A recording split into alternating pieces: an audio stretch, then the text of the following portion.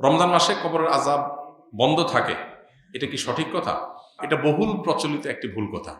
আমাদের সমাজে ব্যাপকভাবে প্রচলিত আছে, রমজান মাসে কেউ যদি মারা যায় তাহলে তার আর কবরের আযাব হয় না। আল্লাহ তাআলা আমাদের সবাইকে কবরের আযাব থেকে হেফাজতে রাখুন। কবরের আযাব থেকে বাঁচার জন্য হাদিস সম্মত কিছু আমল আছে। যেমন সূরা মুলক রাতে তেলাওয়াত করলে কবরের ফিতনা থেকে আল্লাহ তাআলা রক্ষা করে। পুরো রাতের ভিতরে কেউ সূরা মুলক পড়ে, নিয়মিত অভ্যাস আছে, মাঝে মধ্যে ছুটতেই পারে। এই আমলটা যদি কেউ করে নিয়মিত, ইনশাআল্লাহ আল্লাহ তাআলা তাকে কবরের ফিতনা থেকে রক্ষা করবেন, হাদিসে সাব্যস্ত আছে। নাম্বার 2, নবী করিম সাল্লাল্লাহু আলাইহি ওয়াসাল্লাম শেষ বৈঠকে আত্তাহিয়াতু এবং দুরুদের পর দোয়া মাসুরা যখন পড়ি আমরা, তখন তিনি 4টা বিষয় থেকে পানা চাইতেন। এটা দোয়া মাসুরার জায়গাতে আল্লাহুম্মা ইন্নী যালামতু নাফসি পড়েন, পাশাপাশি এটা অথবা কখনো এটার বদলে এটা আপনি পড়তে পারেন। দোয়াটা হলো আল্লাহুম্মা ইন্নী আউযু বিকা মিন আযাবি জাহান্নাম ওয়া মিন আযাবিল কবর ওয়া আউযু বিকা মিন ফিতনাতিল মাহইয়া ওয়াল মামাত ওয়া আউযু বিকা মিন শাররি ফিতনাতিল মাসিহিদ দাজ্জাল।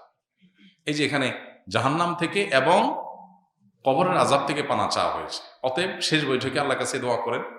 আর বিশেষ করে কবরের আযাব যেসব বিষয়ে হয়, যেমন চগলখুরি করে বেড়ানো, পেশাব থেকে ভালো করে পবিত্র না হওয়া, এগুলো কবরের আযাবের সুনির্দিষ্ট কারণ হাদিসে এগুলোকে চিহ্নিত করা হয়েছে। অতএব এগুলোর ব্যাপারে সতর্ক থাকা, এগুলো থেকে বেঁচে থাকার চেষ্টা করা। ইনশাআল্লাহ এই প্রক্রিয়ার মধ্য দিয়ে আমরা কবরের আযাব থেকে আল্লাহর কাছে পানা চাইতে পারি। বাকি রমজান মাসে মারা গেলেই কবরের আযাব অটোমেটিক বন্ধ এমন না। কেউ যদি খারাপ মানুষ, ফাসিক মানুষ, ওই অবস্থায় তার মৃত্যু হয় রমজানে, তাহলে তার আযাব হতে পারে। কেউ যদি নেককার হয়ে অন্য কোনো মাসেও মারা যায়, তবে কবরের আযাব নাও হতে পারে। কবরের আযাব হওয়া না হওয়ার সাথে রমজানের সম্পর্ক নেই। সম্পর্ক হলো কিসের? আমলের। কবরের আযাব না হওয়ার বন্দোবস্ত দুনিয়া থেকে আপনি করে গেলেন কিনা, এটার সাথে সম্পর্ক। সালাম দিলে 90 নেকি এবং উত্তর দিলে 10 নেকি, কথাটা সহি কিনা?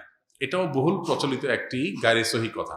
সালাম দিলে 90 নেকি, সালামের উত্তর দিলে 10 নেকি, এরকম এইভাবে কোনো হাদিসে বিশুদ্ধভাবে সাব্যস্ত হয়নি। যেটা আছে সেটা হলো, কেউ যদি আসসালামু আলাইকুম বলে তাহলে সে 10 নেকি পাবে। ওয়া রাহমাতুল্লাহ যদি বলে আরো 10 নেকি যোগ হবে। ওয়া বারাকাতুহু বললে আরো 10 নেকি যোগ হবে। তাহলে মোট কত হলো?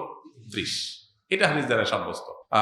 দিলে 90 আর নিলে 10, এটা কোনো বিশুদ্ধ হাদিস দ্বারা সাব্যস্ত না। তবে হ্যাঁ, এটা ঠিক যে সালাম নেওয়ার চাইতে সালাম যিনি দিচ্ছেন তার সওয়াব বেশি হবে, কারণ তিনি ভালো কাজের সূচনা করেছেন।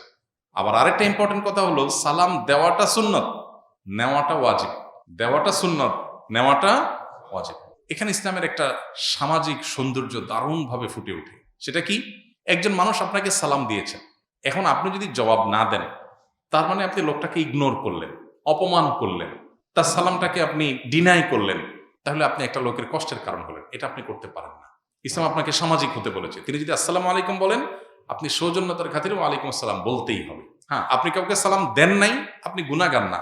কেউ দিয়েছে, আপনার এখন সৌজন্যতা রক্ষা করতে হবে। কেউ হাঁচি দেওয়ার পর আলহামদুলিল্লাহ বলেছে, আপনি শুনেছেন, তাহলে আপনার উপর ওয়াজিব ইয়ারহামুকাল্লাহ আপনাকে বলতে হবে। এটা মিন হাক্কিল মুসলিম এবং ইমানের 77 শাখার একটা, যে হাসি দিয়েছে, আলহামদুলিল্লাহ বলেছে, আপনি শুনেছেন, তাহলে জবাব দিবেন। কেন? কারণ লোকটা হাসি দিয়ে যখন আলহামদুলিল্লাহ বললো এবং আপনি শুনতে পেয়েছেন, তাহলে সেক্ষেত্রে আপনি রিপ্লাই করার অপশন যেহেতু আছে, রিপ্লাই যদি না করেন, ব্যাপারটা হলো আপনি অসৌজন্যতামূলক আচরণ করলেন, তাকে আপনি ইগনোর করলেন, অপমানিত করলেন। এটা করতে পারেন না। এই জন্য কারোর সাথে দেখা হলে হাসি মুখে কথা বলতে বলা হয়েছে। হাসি মুখে কথা না বলে মানে আপনি তার দ্বারা বিরক্ত হতে পারেন। হাসি মুখে কথা বললে পজিটিভ অ্যাপ্রোচে কথা বললেন। ইসলামের যে সামাজিক সৌন্দর্য আছে, এখনকার পৃথিবীর মানুষ ভদ্র হয়েছে কয়দিন আগে, কয় বছর আগে। ইসলাম 1450 বছর আগে এগুলো শিখেছে আমাদেরকে। এখন বলে মে আই কামিং স্যার, আমি আসতে পারি? আল্লাহ কোরআনে 1400-1450 বছর আগে শিখেছেন এই জিনিসটা, যে তোমরা কারোর বাসায়, কারোর কক্ষে প্রবেশ করার আগে অনুমতি নাও। অনুমতি দিলে ঢোকো, আর না হলে ফেরত যাও। ইসলামের চাইতে আধুনিক ইসলামের চাইতে বেশি সৌজন্যতা বোধ আর কোথাও কোনো সমাজে কোনো কিছুতেই নাই। অতএব যে ইসলাম পালন করবে তার ভিতরে তার সবে আছে, আর যার ইসলাম নাই তার হয়তো কিছু থাকতে পারে, আরেকটা নেই। তার দুনিয়া আছে, আখিরাত নেই। আর আমরা তো আল্লাহর কাছে দোয়া করব, রব্বানা আতিনা ফিদ দুনিয়া হাসানা ওয়া ফিল আখিরাতি হাসানা। আমাদের বাবা ঢাকা নবাবপুরে বিশিষ্ট ব্যবসায়ী। আমি মাদ্রাসায় পড়তাম। আমার স্মৃতিশক্তি কম থাকায় 2 বছর পরও পরীক্ষা দিতে পারিনি। তাই এখন পড়াশোনা ছেড়ে বাবার ব্যবসায় সহযোগিতা করছি। আমার বাবা দোকানের কর্মচারীদের সাথে ভালো ব্যবহার করেন, কিন্তু আমার সাথে তিনি গালমন্দ করেন। আমাকে ইঙ্গিত করে কষ্ট দিয়ে কথা বলেন, যার ফলে আমার দোকানের কর্মচারীগণ হাসাহাসি করেন। এতে আমি কষ্ট পাই। এক্ষেত্রে আমার বাবার উদ্দেশ্যে কিছু বলুন। প্রথম কথা হলো যে, বাবা যদি কর্মচারীদেরকে কিছু না বলে সন্তানকে কিছু বলে, তাহলে ধরে নিতে হবে যে সন্তান আপন হওয়ার কারণে তার সংশোধনের জন্য নিজস্ব লোক হিসাবে বলে। আরেকজনের সন্তানকে আরেকজনের বা ভাইকে, ব্রাদারকে, অন্য ঘরের মানুষকে শাসন করতে ইতস্তত বোধ করেন, কিন্তু নিজের সন্তানকে শাসন করেন। যে অনেক সময় দেখা যায় যে নিজের সন্তানকে বেশি শাসন করা হয়, এটা স্বাভাবিক। যিনি প্রশ্ন করেছেন তাকে বলতে চাই, আপনার বাবা আপনাকে একটু বেশি শাসন করেন, দোকানের অন্য কর্মচারীদেরকে শাসন করেন না। এটা আপনি ঘরের লোক হওয়ার কারণে। কারোর ছেলে বিড়ি খায়, কেউ তাকায়ও না, নিজের ছেলেটা বিড়ি খাইছে দেখলে শাসন করে, এটি তো স্বাভাবিক। বরং তবে আপনি যেটা বলেছেন গালমন্দ করার কথা, সেটা যদি সত্যি আপনার বাবা করেন সেটা অন্যায়। অনেক বাবা আছেন যারা সন্তানদেরকে শাসনের নামে গালমন্দ করেন, মুখ খারাপ করেন, রূঢ় আচরণ করেন, এবং তারা মনে করেন তারা বাবা, তারা মা, তারা যা খুশি তা করবেন। জি না, এত সহজ না। আল্লাহ সুবহানাহু ওয়া তাআলার কাছে আমরা সবাই মুকাল্লাফ, আল্লাহর কাছে আমরা সবাই বান্দা, গোলাম। সো সন্তানের সাথেও আমার আচরণটা সুন্দর হতে হবে। আপনি সন্তানের সাথে যাচ্ছে তা আচরণ করতে পারেন না, শাসনটাও শিখতে হবে। এই যে ভালো প্যারেন্টিং, ভালো অভিভাবকত্ব, এই বিষয়টার সাথে একজন মানুষের ইবাদতের সম্পর্ক সুনিবিড়।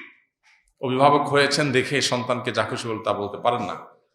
পাশাপাশি বাবাদের, মায়েদের এটাও খেয়াল করা দরকার যে নিজের সন্তানকে শাসন বেশি করবেন সেটা যেমন সত্য, আপনার আচরণ, ভালো আচরণ পাওয়ার হকদার অন্য লোকের চাইতে আপনার পরিবারের লোক আরো বেশি, সেটাও সত্য।